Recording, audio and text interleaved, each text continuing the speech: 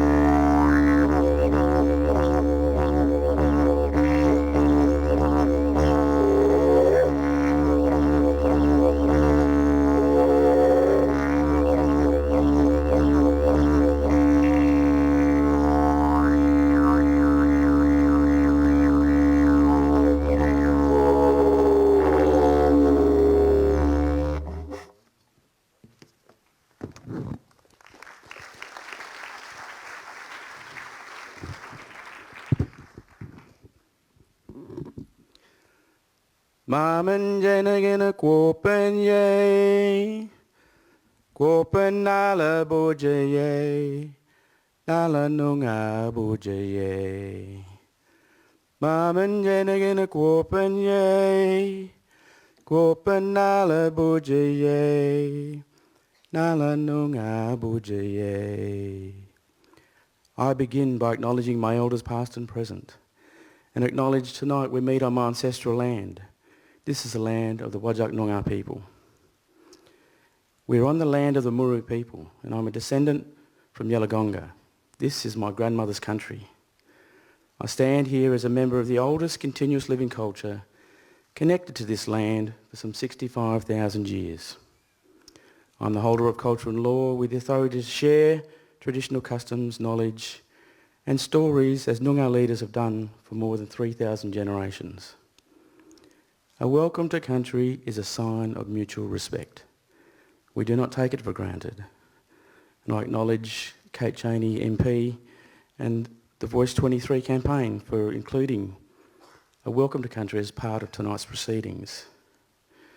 I began playing the spirit song on the didgeridoo and also sang Mama Jenningen to awaken the spirits of my ancestors in this land, because there are visitors here tonight. And I ask that they come here and join us to ward off the bad spirits to keep this place safe. I also ask that at the conclusion of this event, each and every one of you have safe passage back to your families and to your loved ones.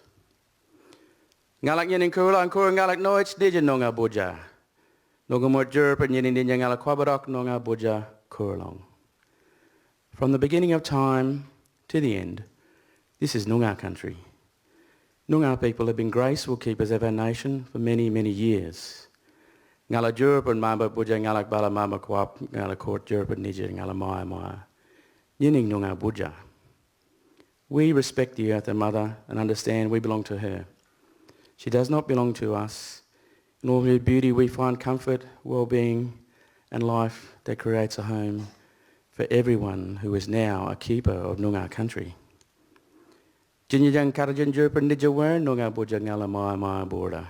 Look, listen, understand and embrace all the elements of Noongar country, because this is forever our home. In Noongar culture we have a saying that reflects the journey so far, and we know that the journey has had challenges, and we know that as sure as the sun rises in the east and sets on our beautiful golden shores in the west, the challenges will always be there. And as First Nations peoples and as Noongar people, we ask that we stand strong, tall and proud, facing those challenges together as one, united as all Australians. And we have a saying for that, looking for new horizons, standing tall, strong and proud, together. Jenningen bo, Jenningen bo, Cardamunda Jenningen bo, Noongar boja Jenningen bo, Jenningen bo, Jenningen bo. Jenningen bo, Jenningen bo, Cardamunda Jenningen bo, Noongar boja Jenningen bo, Jenningen bo. As you listen to the sound of the song, it becomes one with this place, as we're all here tonight, united together as one. Jenningen bo, Cardamunda Jenningen bo, Noongar boja Jenningen bo, Jenningen bo. So with the responsibility and the authority handed down to me by my elders and my ancestors to represent the Noongar people, I welcome everybody here tonight, and I say to you, Kai wanju ngankor jerpa nija Noongar boja dajali wangani Noongar boja wanju. Hello and welcome. My heart is happy as we're gathered here together, united, all Australians on Noongar boja tonight. Welcome.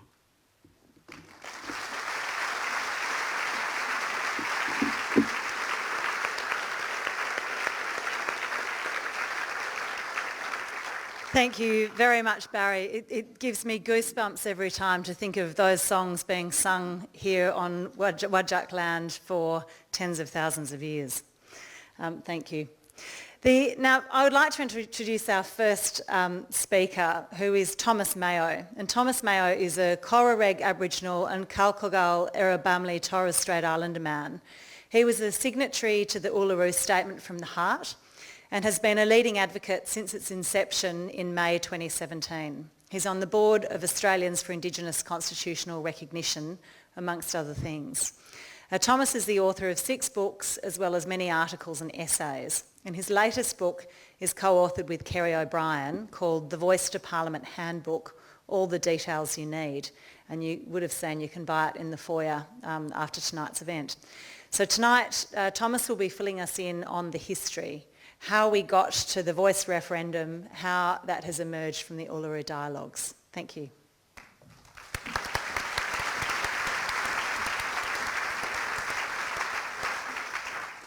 Thank you, Kate. Thank you, everybody, for coming tonight to listen. Kapukubil, that means good evening in my language. Kalalagao ya. Kaimeso, Barry, for welcome to country. I pay respects to Wajak Noongar people and all the elders past and present. I want to begin here. So what I'm going to do is I'm going to use my 10 minutes to just give you a longer history to the Uluru Statement from the Heart and a more contemporary history to the Uluru Statement, so you understand precisely where this proposal for a voice comes from, how you come to have this opportunity as Australians to cast a vote later this year to decide to finally give us that voice and to recognise us in the Constitution. I'd like to begin here. This map should be familiar to all of you by now, I think. It shows hundreds of First Nations that were here before colonisation and continue to be very much in existence on this great continent. But this also represents hundreds of unique First Nations languages. Is the point that I want to get to here. Because for these unique First Nations languages to evolve on this common continent, so close to each other, we must have been masters of dispute resolution.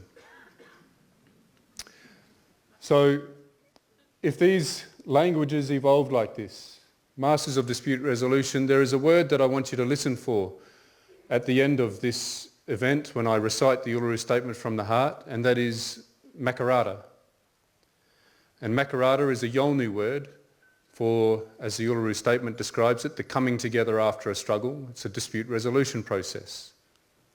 And so we would have had a similar language name, for a similar process right across this continent to understand how to make peace. We knew how to make peace, and that's what this is ultimately about. And it's not working. Can I go to the next slide, please? So, colonisation came to our shores. The colonies are now the states, Western Australia, New South Wales, Queensland, etc. And at the end of the 20th century, they negotiated in constitutional dialogues the terms for federating. And so the Constitution, when it came to be, had this section in it. It also had a section that excluded Aboriginal or Indigenous people from being counted as Australian citizens in the census. But this particular section here is section 5126, the race power.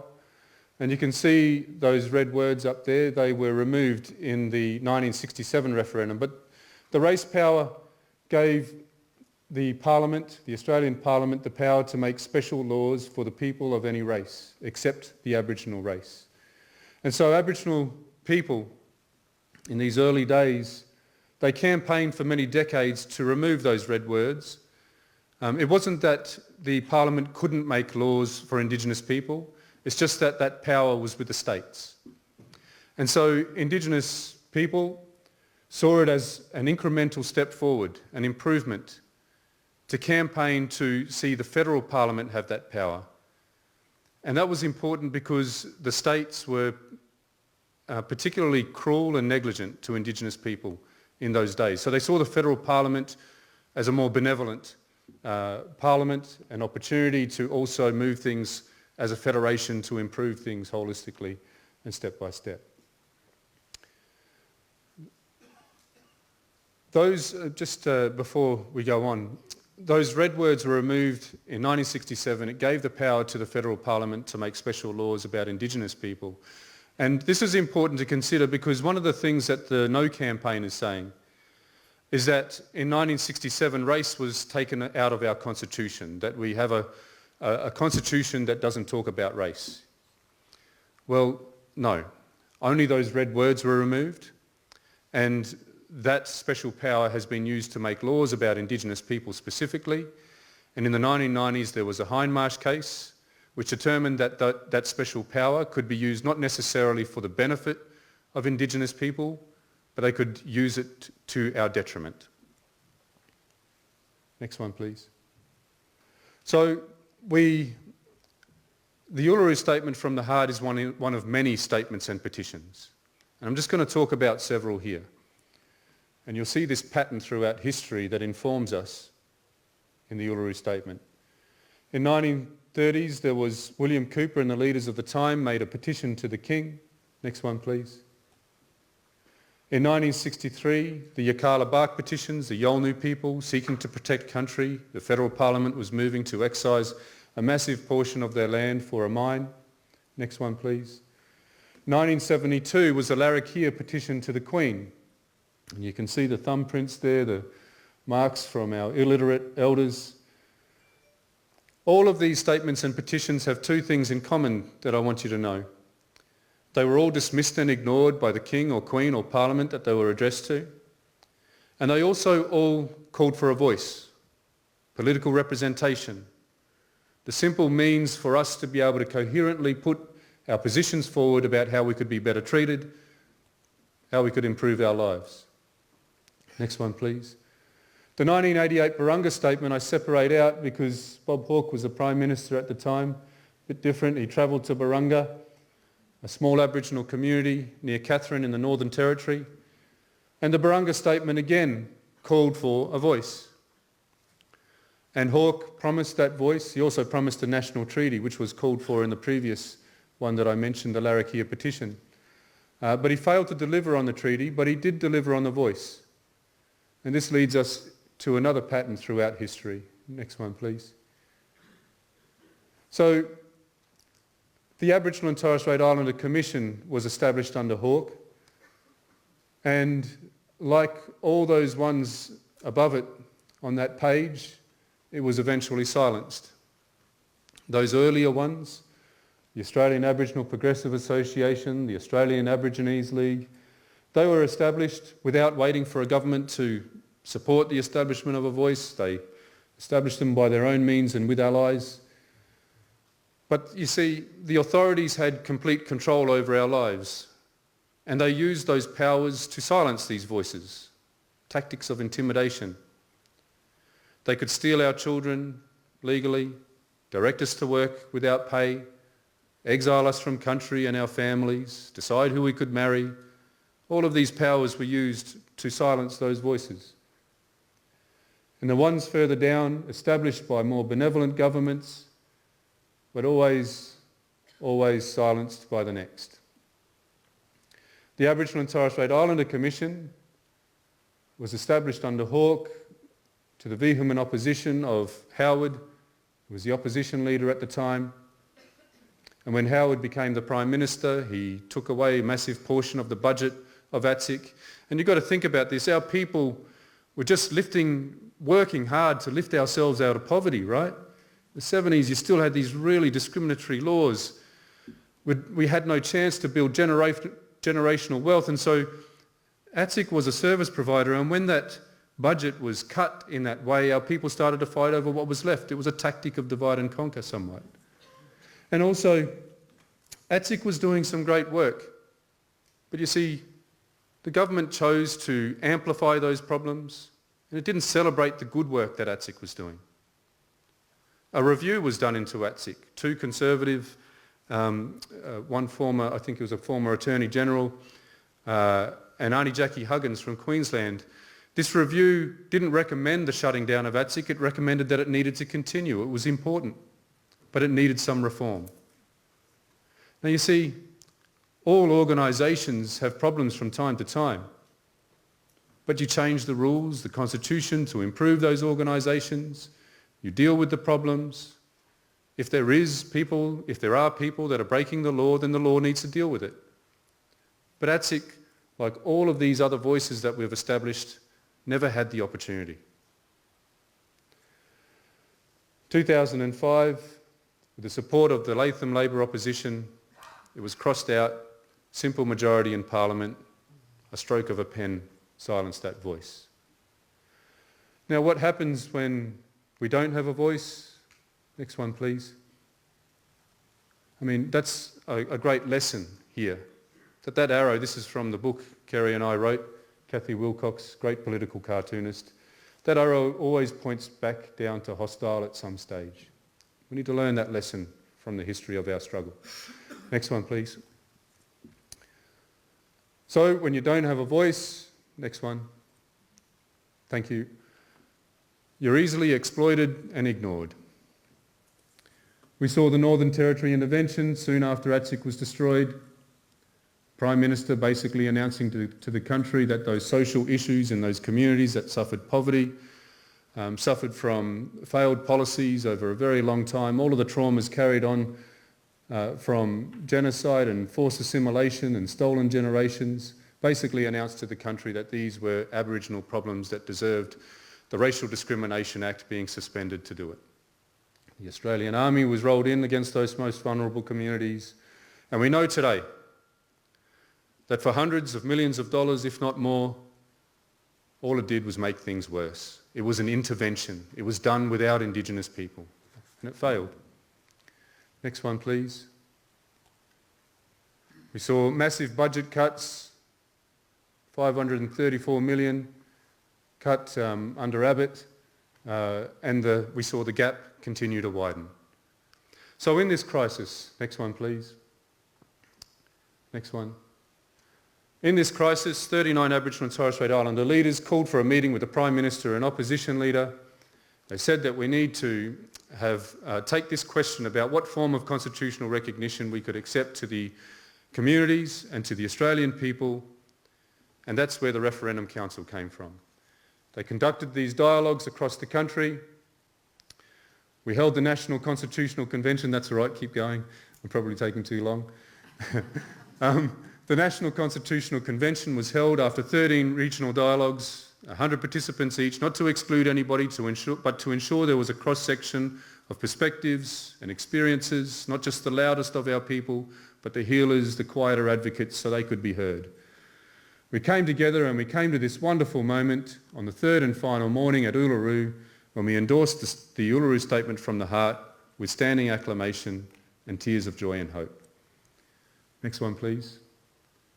And so that is where this proposition of a voice comes from. We learnt that if those other statements and petitions were ignored, then we need to write this one to the Australian people, to you.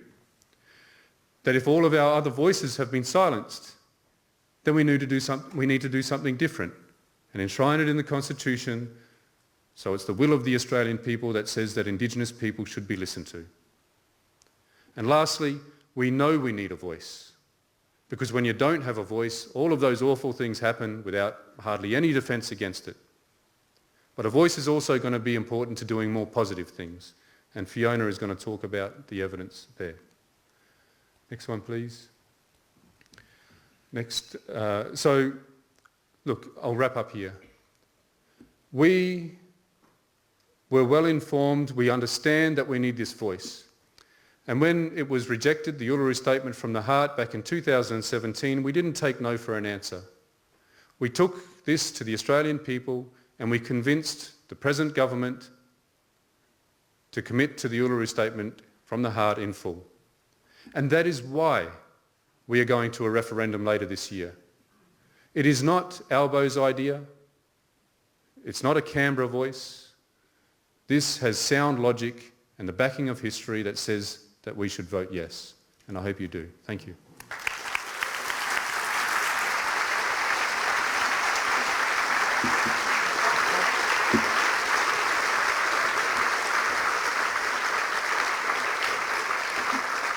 Thank you very much, Thomas. Next we'll hear from Robert French AC, who has served as Chief Justice of Australia from 2008 to 2017 after serving as a judge of the Federal Court for 20 years. Since his retirement as Chief Justice, Mr French has been appointed as a non-permanent Justice of the Hong Kong Court of Final Appeal, as an International Judge of the Singapore International Commercial Court, and as a Judge of the Court of Appeal of the Dubai International Financial Centre. He's also Chancellor of the University of Western Australia.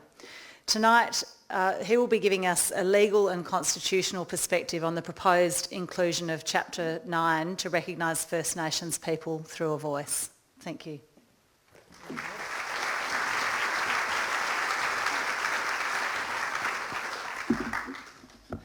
Thank you very much, Kate. I have a stopwatch here.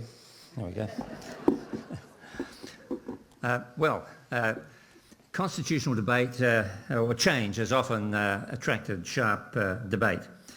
That's evidenced by the debate that surrounded our decision to actually make a constitution back in the 1890s, when Victoria was on the cusp of going to a referendum as a colony to determine whether they would join the Federation and adopt the Constitution. There was a newspaper called The Tocsin, which denounced the proposal as a scheme of the conservative riffraff of the continent. And in words that might seem familiar today, the paper said, 1, the people are not ready to federate. 2, they don't know what it means.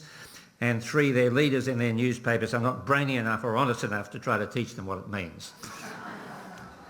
At the very outset of the drafting process, back in 1891, it ultimately led to federation. Sir Samuel Griffith, a principal architect of the Australian Constitution, who was then the Premier of Australia and later was to be the first Chief Justice of Australia, said, "There is no doubt that here, as everywhere, there will be timid men who are afraid of launching something new.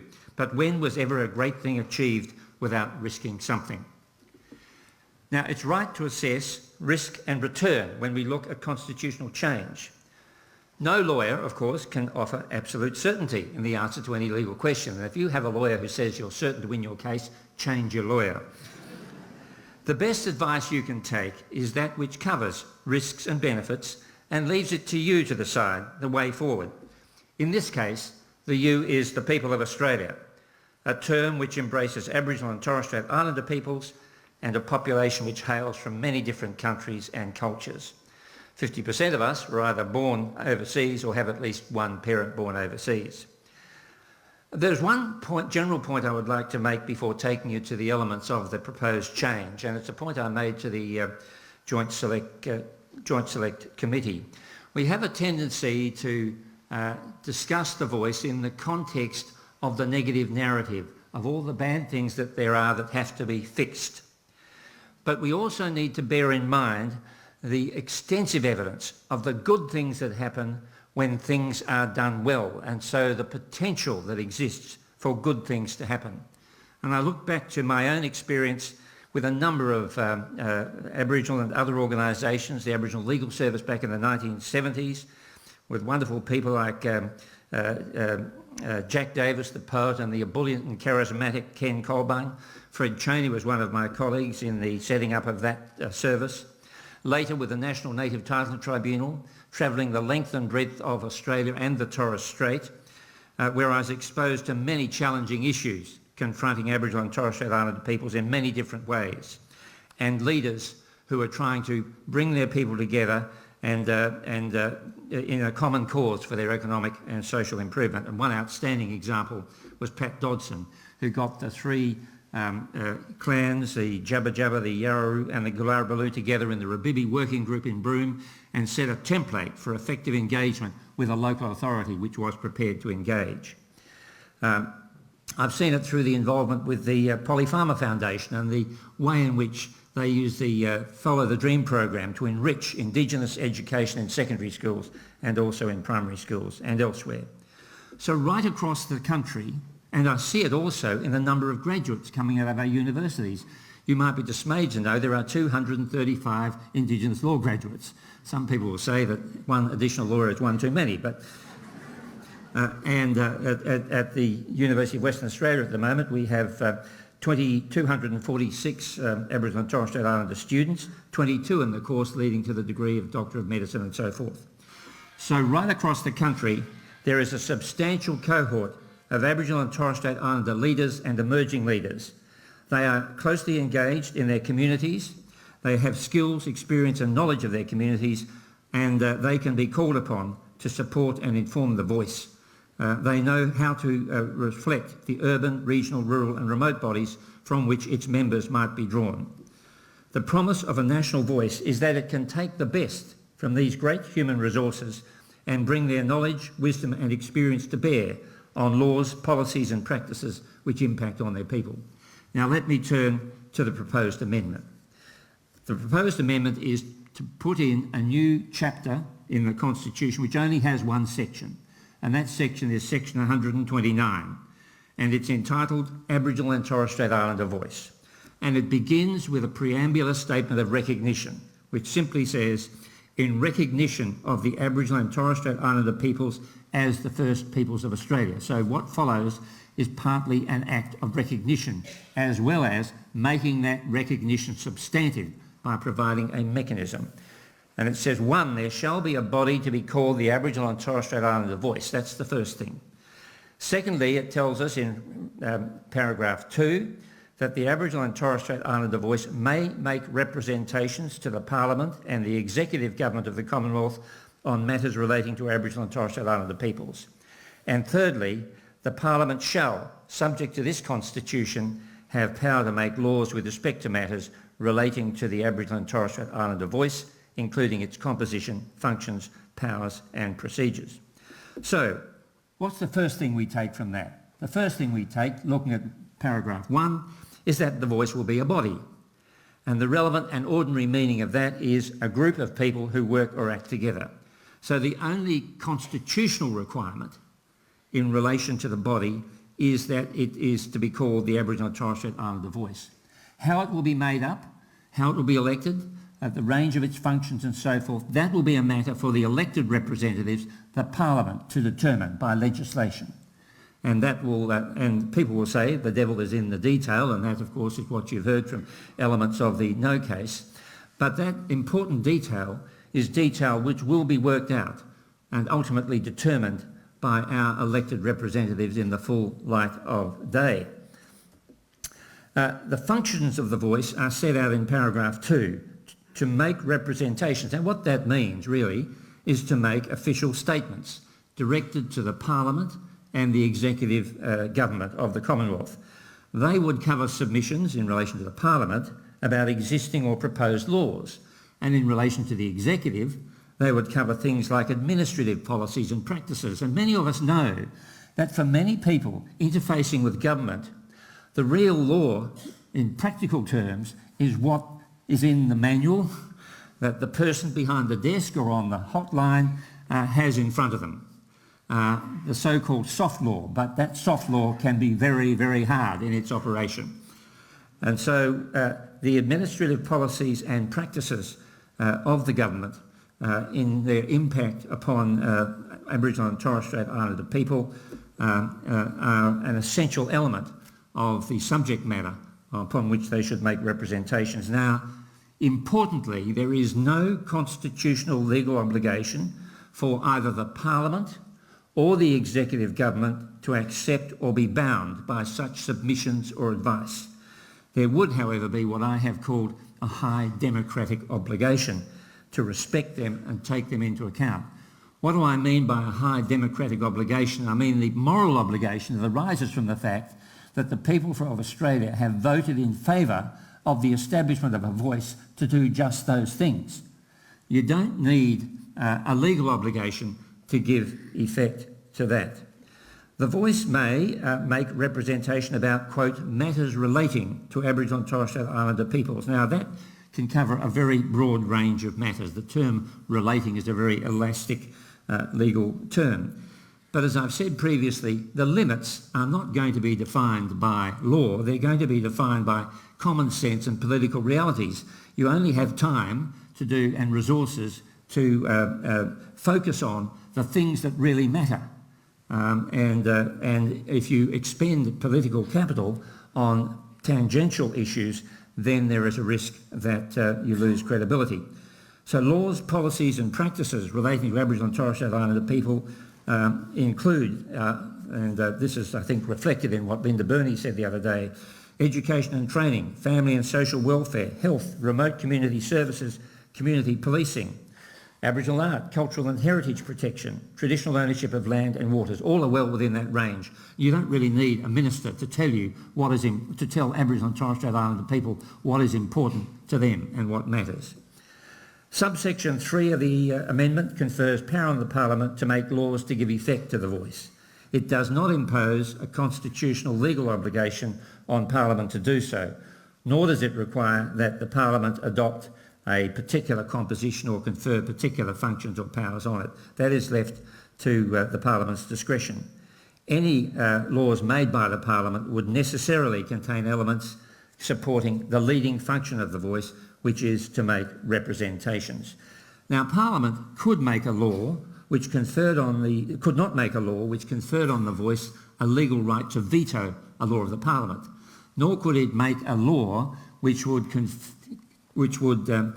limit Parliament's power to make laws by saying they have to listen to a representation first. That would involve a constitutional change, and you can't do that by legislation. The spectre has been conjured of the voice burdening the decision-making of public officials and public authorities with representations on a large array of decision-making powers.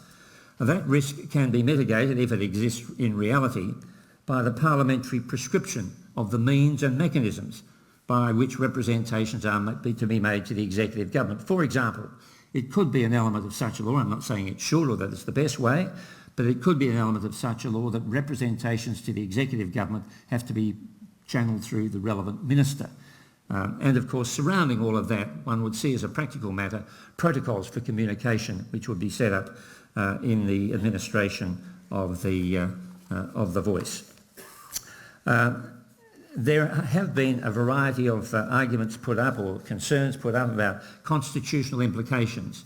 Time doesn't allow me to go into those now, but I'm happy to try and deal with those in question time if you like. The implication, for example, that the executive would be bound constitutionally to have regard to a representation made by the voice. Now, for reasons I've set out in other places, that is, in my view, a highly unlikely implication, because the representations that the voice might make to the executive government can cover a whole range of factors, most of which would not on any view be justiciable in a court. So you would have to say this constitutional implication of an obligation to have regard to a representation is somehow to be focused on a narrow band of all of the things about which representations can be made. So I'm doing a risk assessment there, and I'm saying the risk is low. I cannot say the risk is non-existent. There have been, of course, a lot of debate about the detail. We don't know what it's going to look like. We don't know how it's going to be composed, how it's going to be, whether it's going to be elected or appointed and so forth. The design details have been outlined by the Prime Minister. I won't repeat those now, but we can deal with those in question time if you wish. But the important thing is that when that happens, when the question of detail is determined, it will be determined in the open by elected representatives with full public debate. And that will involve, of course, the Aboriginal and Torres Strait Islander people who are going to be, hopefully, the beneficiaries of the voice proposal. So to some extent, this business about we don't know the detail is something of a furphy. And what would happen if a Prime Minister said, right, this is what the law is going to look like. Here's a draft of my proposed law. Well, that's okay, but it's not in the Constitution. It's not part of the constitutional change. And down the track, the Parliament might take a different view about what that law should look like. So no binding promise can be made about the actual nuts and bolts. That's going to be a challenging exercise to work out those nuts and bolts to make sure the thing works. And of course, because it's in legislation, ultimately, if there are problems that arise, legislation can be changed. The Constitution, as we know, is a lot harder to change. So in conclusion, the voice proposal is a once-in-a-lifetime opportunity for Australia to fill a gaping hole in our Constitution, to recognise our first history and the first peoples who bear it. and the painful legacy of its collision with the second history of colonisation.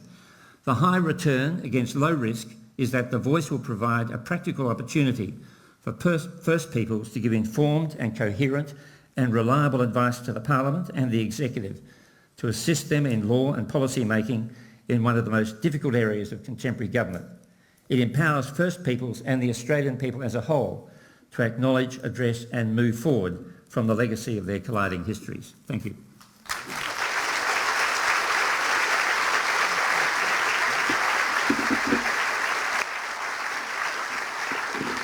Thank you. Professor Fiona Stanley AC is founding director and patron of the Telethon Kids Institute. She's held numerous roles with universities, research institutes, UNICEF, and as a WA treasurer in the health scene, you probably know her best as having a hospital named after her. She was named Australian of the Year in 2003 for her work on behalf of Australia's children and Aboriginal social justice, and she pioneered First Nations leadership in research. Tonight, she'll be telling us about how the voice can make a real and practical difference.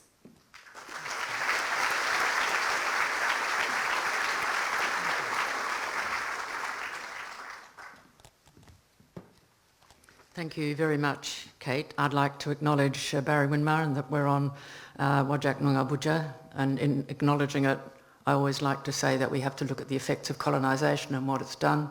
These aren't Aboriginal problems, they're problems of colonisation, and we would be the same if we had had that kind of history. I'm really excited about The Voice because I have such fantastic evidence that it's going to make such a huge difference to the outcomes of Aboriginal people. And the only thing that pisses me off is that the Yes campaign isn't using the examples widely enough. So I hope you can go forth and multiply and give all these good examples to everybody. But I just want to start by acknowledging that Thomas has said how detrimental previous policies have been to Aboriginal and Torres Strait Islander people. And there are two huge reasons for that. One is that they implement things like the Northern Territory intervention, which are hugely costly, aimed at reducing child sexual abuse for the Little Children Are Sacred report. And you know what happened for every year after that? Child sexual abuse increased in the Northern Territory. Huge, no voice in that at all, took away people's self-esteem as well as actually led to more problematic outcomes. The other huge reason that they've had such a negative impact is there have been outstanding, and ATSIC of course is one of the best examples, outstanding Aboriginal-led programs. But the one that's closest to my heart and that I'm most anguished about because of the recent kerfuffles and disasters about juvenile detention is that there were Aboriginal-controlled, community-controlled family and child services across the nation, 75 of them. They were fantastic. And you may remember that the actual Year 12 retention rates were going up. In 2014-15, Abbott, Turnbull, Scullion and Birmingham defunded these centres. And now they're wondering why there are so many Aboriginal kids going off the rails in some of these communities. Well, I can tell you why. There's a pathway that goes directly from birth, FASD, alcohol-related brain damage, right through to detention, to bad behaviour in detention. To me, this was the most, that and ATSIC, the most agonising negative decisions that that government has made. I won't even go into things like robo-debt or other things. But, you know, mainstream governments have failed Aboriginal people from before birth right through to death, and I think that's terribly important to remember. And the reason why they fail so expensively is they don't have an Aboriginal voice. And I've now been researching, I'm very old, and I've been researching this for over 40 years with the Aboriginal leaders that Kate referred to. When I set up the Institute, I went to the Aboriginal community and I said, we're not a service provider, we're a research organisation, what do you want us to be for you? And they said, we want you to be our mother. Well, a mother grows up the confidence and competence and the financial capacity of her children so that they can cope in a modern world that's really challenging. And though all of these incredible Aboriginal researchers are now leading across the country, and I'm just like a little mother hen, I guess. But the examples that I want to give you and that I want you to take away are to do with COVID, Aboriginal birthing and youth justice.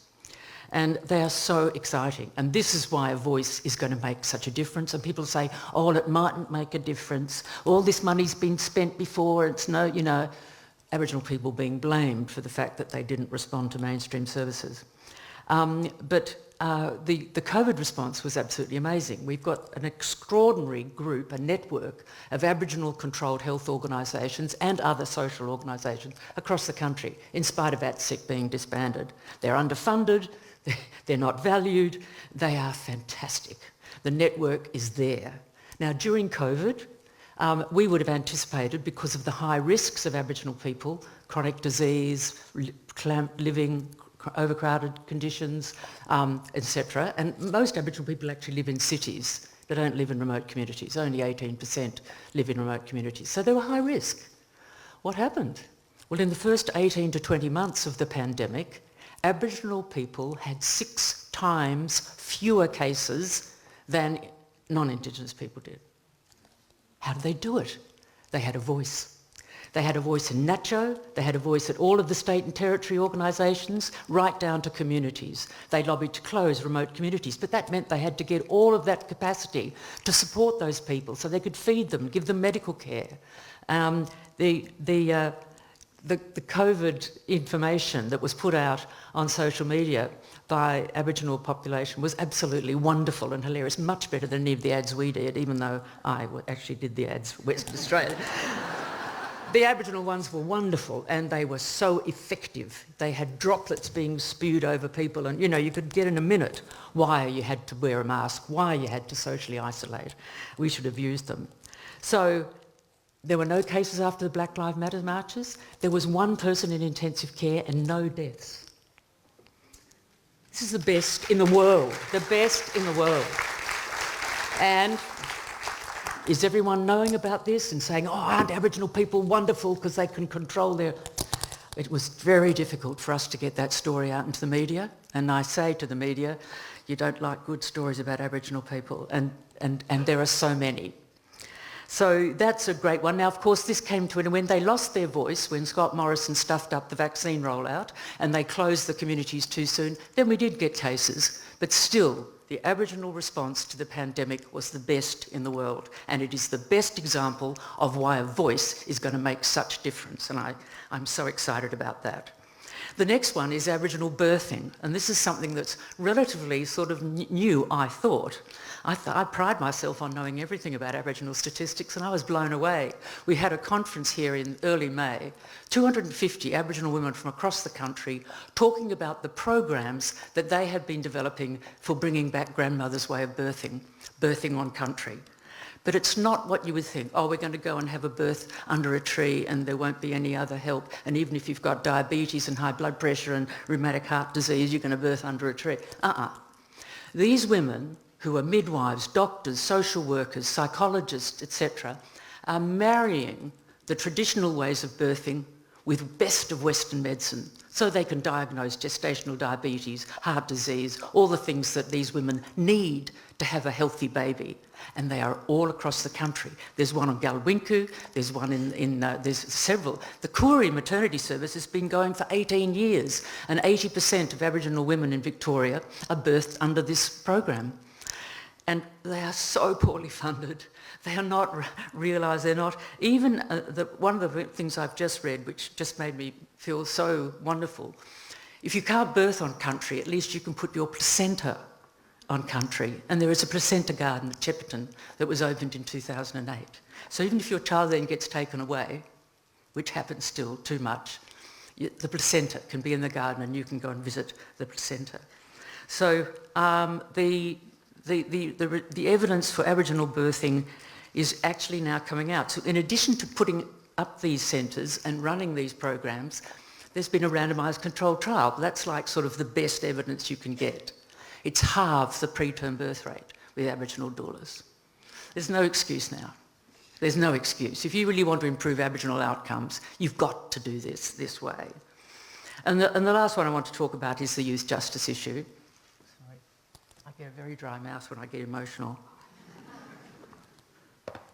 And of course, there is this absolutely wonderful social reinvestment WA, which is done by a large number of Aboriginal organisations and Aboriginal groups like Wanjaning, like Derby Yerrigan, so on.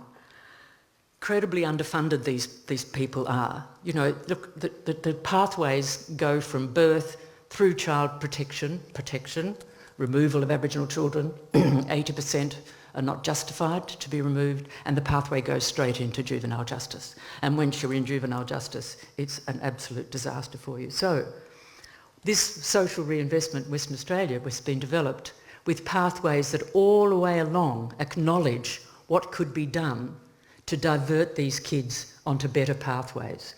It's a really good document if you wanted to read it. It's called Blueprint for the Future, and I commend it to you.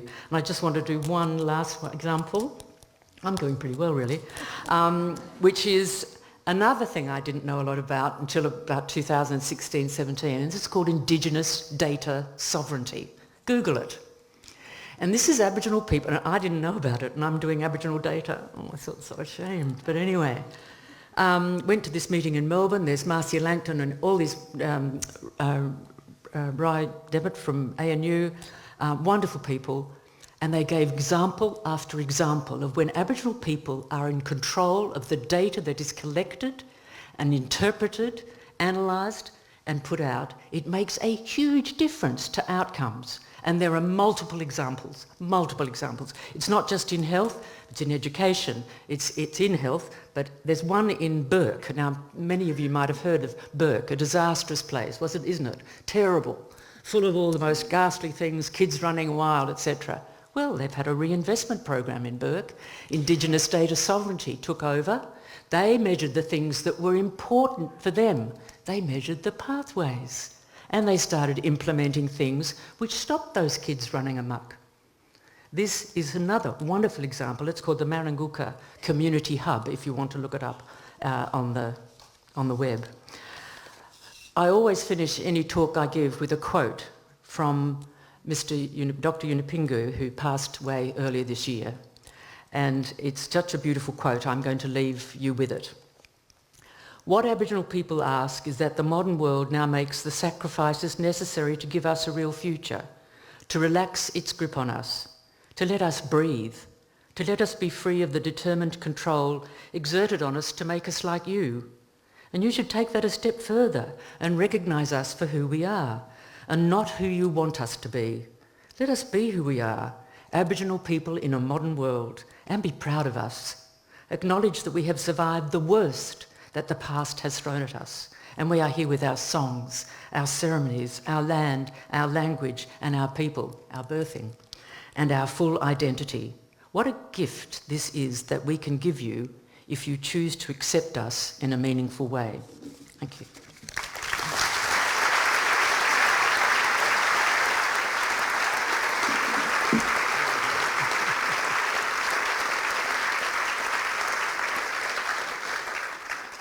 Well, they were all pretty good, weren't they? Thank you very much, panellists. We will move to questions now. Now, given that Slido is not working particularly well, I will invite people to stand up. And what we might do, rather than moving the microphone around, is if you stand up and shout your question out, and I'll repeat it so everyone can hear it. Just while you're thinking up whether you're willing to do that or not. Oh, here are some. Great, okay. Here are some that have come through on Slido. So I'll ask these, but you are also welcome to stand up and ask a question. One question that is for any of the panellists who want to take it, what seems to be the largest hurdle to getting people to vote yes?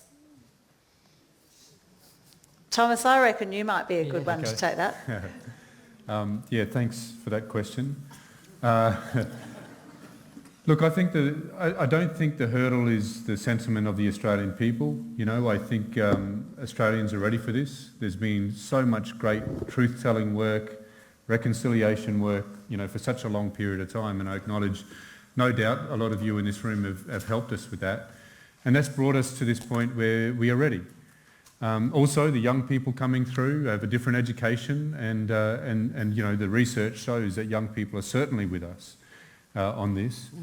I think our greatest and also I do believe that Australians are genuinely fair-minded people. You know, we are genuinely a people of a fair go, and now we have this opportunity. I think our greatest challenge is confusion and being made to fear this. And those are certainly the tactics of, those that oppose this. But the greatest thing that we have to be able to get over that is opportunities like this, to listen, to be informed. But the most important thing is that you leave here and go and speak to as many people as you can, systematically work through it, go and speak to everybody that you can and help them understand why they should support this as well. Thank you, Thomas. Another question. Referendum aside, as I understand it, there are 3 components to the Uluru Statement: voice, treaty and truth-telling. Why has voice been prioritised over the other 2? I guess I've got to do that one too. So when we met at Uluru, just before the Uluru Statement from the Heart was endorsed, there was a plenary where we talked about what are the next steps. And the idea was that to achieve the best Makarrata Commission, which should supervise the process of agreement making and truth-telling to the nation, you would establish the voice first to have that discussion with the government about the terms of the Makarrata Commission. Truth-telling, I'll say this as well, treaty making is already underway. The states have taken that up, most of the states and the Northern Territory. And the most advanced treaty process is Victoria, over 10 years in, and not at the point of a negotiation yet. That's no one's fault. It's just the complexity of treaty over 200 years after first contact. And treaty will take many decades as well. So Indigenous and non-Indigenous experts say it will take 30 to 40 years to reach a treaty. That's just that complexity again. And so, we should establish a voice, because a voice can immediately start working on things that are common across all of our communities. Housing issues, Fiona mentioned, that affect, rheumatic heart disease and scabies and all those types of problems that are prevalent in our communities. The justice system, infrastructure in our communities, just getting clean water in our communities, all these types of things. A voice can start working on now without waiting decades for a treaty to be negotiated. Properly funded health services. Yeah, all of those things. Yeah. I'm going to do one more from Slido and then I'm going to see who's willing to stand up. Why is there so much support for the No campaign when it seems so many companies and organisations have officially endorsed the Yes campaign? Can't let me answer all of them, guys. Oh, Fiona? well, I just worry about the polls and, how accurate they are. I think we have to sort of realise that. But there does seem to be a slide in the polls. But the Yes campaign's just got going, really. And there are a large number of organisations that have signed up. The one group that I wanted to tell you about, which is run by the Victorian Women's Trust, is what got Kate elected, actually, one of the things that got Kate elected, and that's the kitchen table conversation methodology that was used by Obama. It's been used by the Victorian Women's Trust now for some 20 years. And Mary Crooks, who heads up the Victorian Women's Trust, is heading it up for the voice, a yes vote for the nation. And that is, a lot of companies have signed up that, a lot of businesses. Well, that's only getting going now. And the conversation information that she puts out, that the Victorian Women's Trust puts, is amazing. It's extremely good. So you have a very good template to have your conversations. So if you would like to do so, and I would love you to do so, just go in Together Yes, Google it, and find out how to set up a kitchen table conversation, be a conversation head. You don't have to be very good. You can do it with your partner, you can do it with a friend, and you just have 10 people around the table. You will be so informed that you will all go out and talk to lots of other people and they'll say yes. So that's only just got going. Can I ask the tech guys, can you go to the last slide there? I think I left that in this. It'll have Together Yes and the... Oh, good. And one for Robert French. Why are people so fearful of changing the Constitution? Is the outcome a potential disaster? Well, as I've already said, I don't think there's a realistic risk of any form of disaster. I don't know what kind of disaster people have in mind when they make that kind of statement. I think a lot of a lot of the discourse around opposition seems to be focused on the question of uncertainty. And that's an issue which I think the Yes campaign may have to address a bit more effectively, with the sort of examples of things that can be done, the way things can be made to work, and also by giving examples of the kind of legislative model that you would have without nailing yourself down to details. I think a very important thing for the Yes campaign is that they maintain a focus on the issues, because although people who put up certain views on the other side might infuriate you, the moment you engage in sledging those people, the message that it's coming across is simply conflict. Yeah. You don't want to send a message of conflict, you want to send a message of how this is going to work, yes, and focus on that. Absolutely.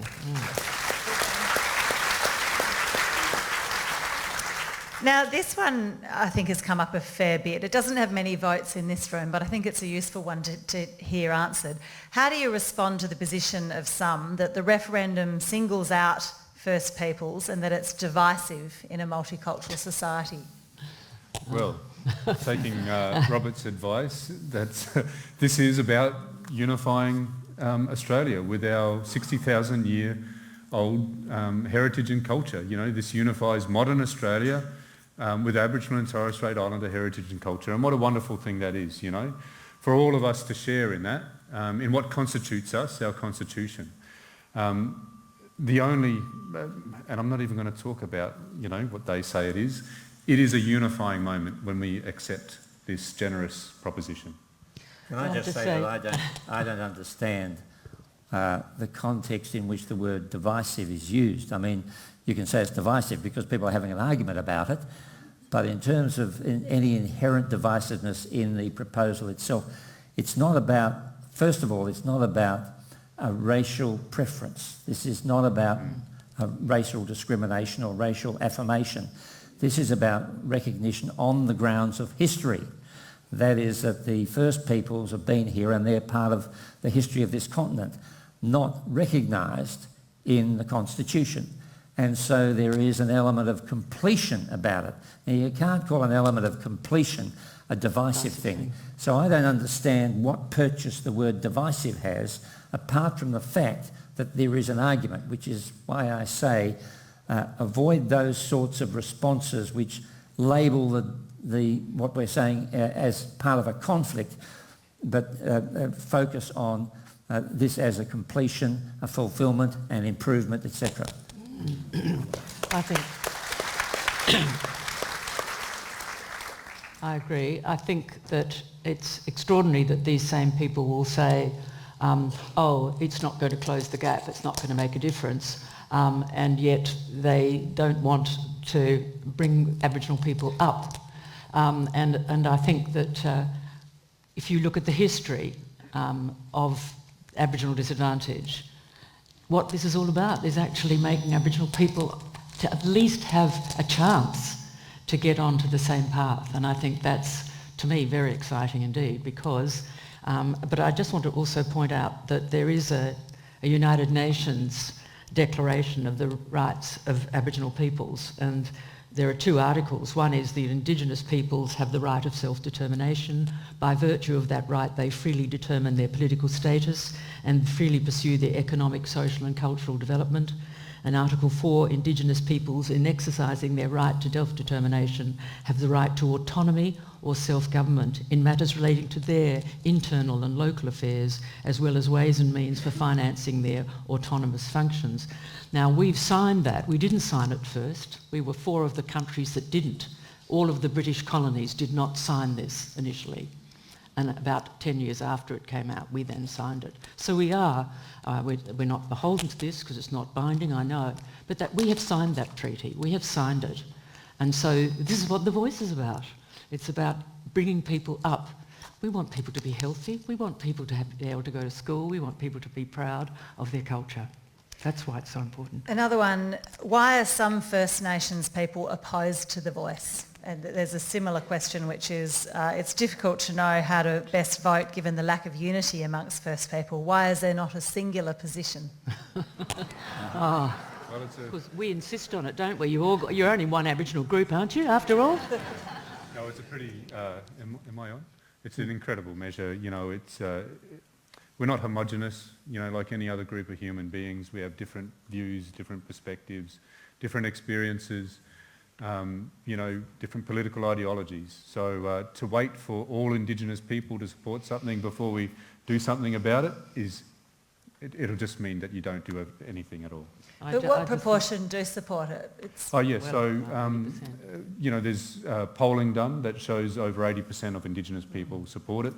That polling, some people say, you know, because the polling was around 800, the largest poll, that's actually proportionately a great sample of Indigenous people. Over 80% support. Yes, I just wanted to say that it's very interesting that a lot of people would say to me, I can't work with Aboriginal people, the politics. And I say, and our politics? I think this idea that even when Turnbull and Shorten sent you off to go to have the dialogues, they wanted a consensus. It was amazing that you got to that consensus. It was extraordinary. I just found that was the most amazing thing, and this wonderful statement I love, which we're going to hear in a minute. Well, I just cannot fathom why people can't see that. Yeah, you're right, Fiona. That in itself is a political feat that this country should celebrate forever. Absolutely. You know, like it was 270 Aboriginal and Torres Strait Islander people from all over the country with all those different experiences and everything. You know, and 20 walked out on the second day, but that's normal politics, right? They try to leverage their position. But 250 remained and continued those discussions. It was hard work. You know, I think that history that I covered there just shows how much hard work has been done to create this opportunity for us to have a say. Absolutely. You know.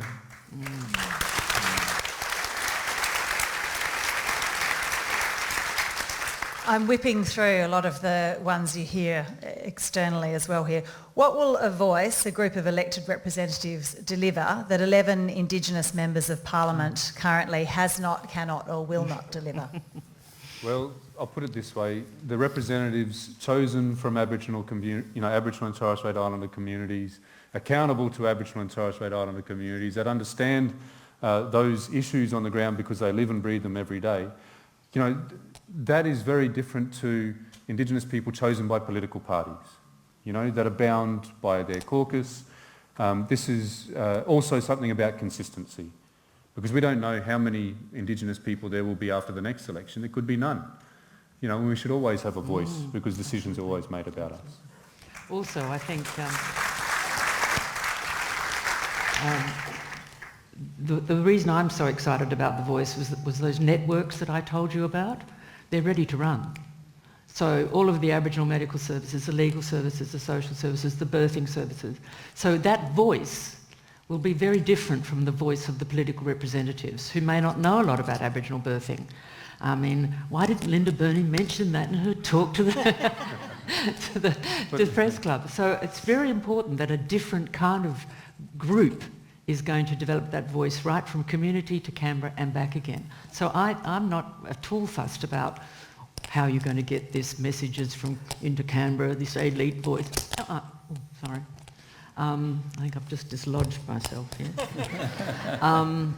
It will work because these networks are right there and ready to go. So that's the other reason I'm excited about the voice. Any questions from the floor? Up the back, yes.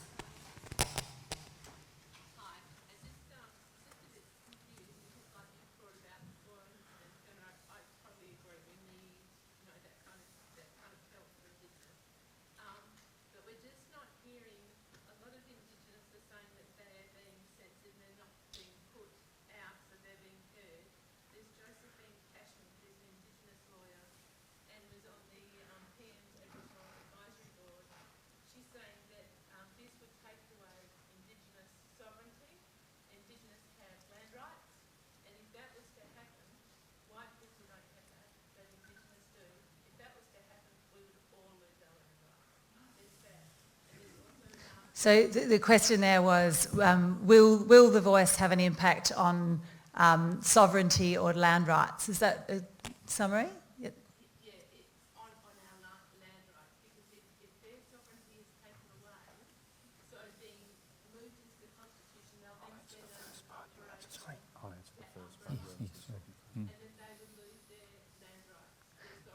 So will it have an impact on land rights? Yeah, so I'll answer the first part on Indigenous sovereignty. This is a constitutional change that is not about Indigenous sovereignty. It's about giving us a voice, the ability to make representations on matters that relate to us. But we can also look to countries, and for like nations, Australia is the only one that hasn't got constitutional recognition of Indigenous peoples. We're also the only like nation that doesn't have treaty. And so if you look to those other countries that have recognised Indigenous people in their constitutions, they haven't disappeared, those Indigenous peoples haven't disappeared from the face of the earth. They haven't suddenly become assimilated, so that is one example of how that doesn't happen.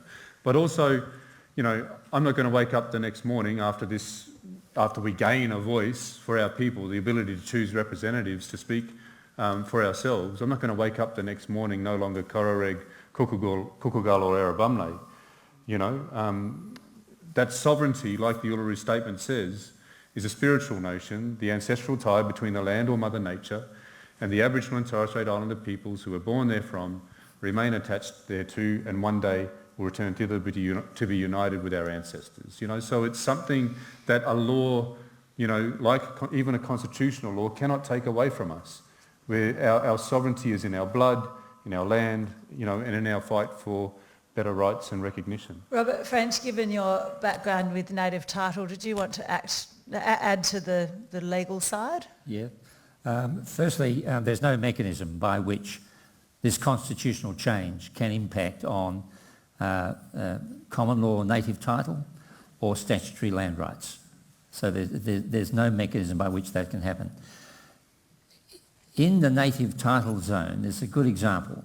When native title is recognised by the non-Indigenous legal system, by the courts, okay, that doesn't impact in one way or another on the traditional authority of the community who holds that native title. It's merely a recognition by the non-Indigenous system.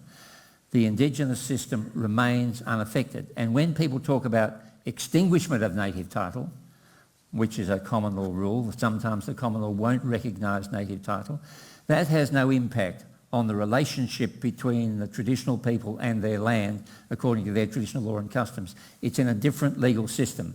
And the same can be said, I think, about the notion of sovereignty. If sovereignty is about traditional authority over land and custom, over land and waters according to your traditional law and custom, that sovereignty is not impacted by what is said in the non-Indigenous legal system. Any others from the floor? Yes. I've had a fair bit to do with Indigenous people, and my question is, business has had extensive access to government through lobby groups and influencing government, and it seems to me that the voice will give some level of power to Indigenous people to actually have some sort of influence in that way on matters that concern them. Just interested in your panel on that issue. What is that comparison balance? So the question was, just as corporations have influence in Parliament through lobby groups, will the voice enable Indigenous people to have a similar level of influence? Well, I think Ken Wyatt was the one who gave us an example where he said that with all of the things that were being discussed when he was Minister for Aboriginal Peoples, that all of these issues that came up, which were to do with Aboriginal issues, there was hardly any consultation at that level of government. Whereas let's look at the fossil fuel industry, the tobacco industry, the alcohol industry, the fast food industry and the sugar industry. They have much more power than any of our research, for example, to influence children's health and wellbeing. So there wasn't a mechanism. If there were lobby groups, and there were in Canberra, I know, because we were part of them, we didn't get very much hearing, I can tell you. I can tell you some amazing stories about the kind of hearing that we did get. It was horrible. We'll have one last question. Dot. I'm Dot Henry.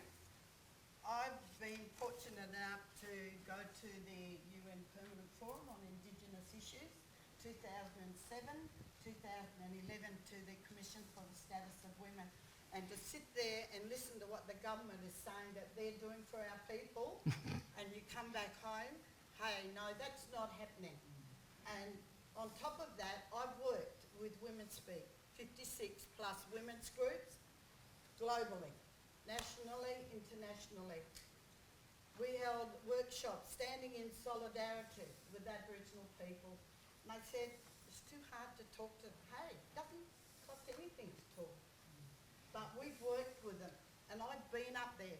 And, you know, listening to those women lobbying, being the only Aboriginal person, and then going across to Canberra, Sydney, a few months ago, my sister Dulcie and myself, and to listen to those people about their support for the voice, yes.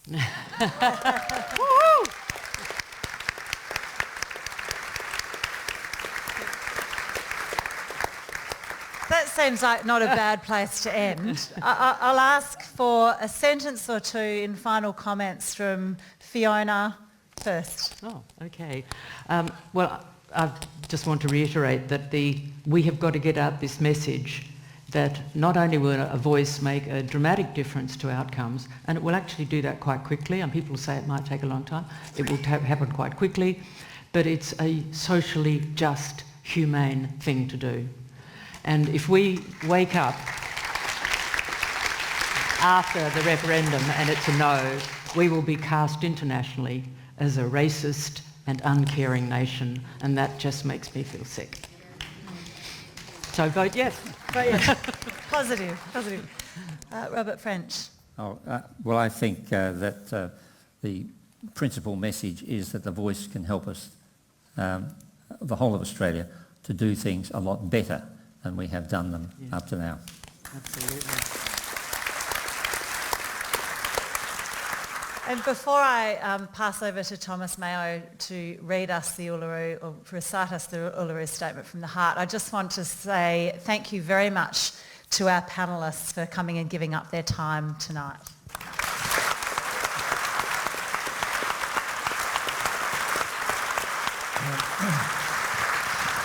I also want to thank my team for pulling the event together. I think that 670 people was the largest event we've ever hosted, so we're a bit nervous. So I'm glad it went well. Well done, Sarah and Angie and the team. And finally, I want to thank all of you for giving up your Monday night to come here and listen and learn. And I think listening and learning is what The Voice is all about. And I hope that you can take what you've learned and share it with your family, your friends and your colleagues. If you'd like to support the Yes campaign, please sign up as a volunteer, either for our Curtin for Yes group. We've got about 200 volunteers so far, and we'll start having events. It won't be scary or hard, it will be fun, or with another Yes 23 group. And if you go to the Yes 23 site, there are lots of different groups that you can join there. If you want to know more about volunteering, find someone after the event who is wearing one of these shirts. Felicity, would you mind just standing up and modelling our beautiful Curtin for Yes shirts? And you can hear more about what that looks like. The Uluru Statement was an invitation to the people of Australia, not the politicians. And the referendum will be won based on the conversations that you have with the people who you know. The Voice has the potential to be a turning point of unity and hope for Australia, and I really hope that tonight has helped to convey that message. And I'd like to hand over to Thomas Mayo to recite the Uluru Statement. Thank you, Kate, thank you. We gathered at the 2017 National Constitutional Convention, coming from all points of the southern sky, make this statement from the heart. Our Aboriginal and Torres Strait Islander tribes were the first sovereign nations of the Australian continent and its adjacent islands, and possessed it under our own laws and customs. This our ancestors did according to the reckoning of our culture from the creation, according to the common law from time immemorial, and according to science more than 60,000 years ago. This sovereignty is a spiritual notion, the ancestral tie between the land or Mother Nature and the Aboriginal and Torres Strait Islander peoples who were born therefrom, remain attached thereto, and must one day return thither to be united with our ancestors. This link is the basis of the ownership of the soil, or better, of sovereignty.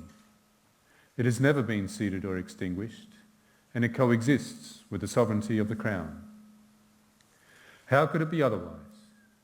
That a people's possessed the land for 60 millennia and this sacred link disappears from world history in merely the last 200 years?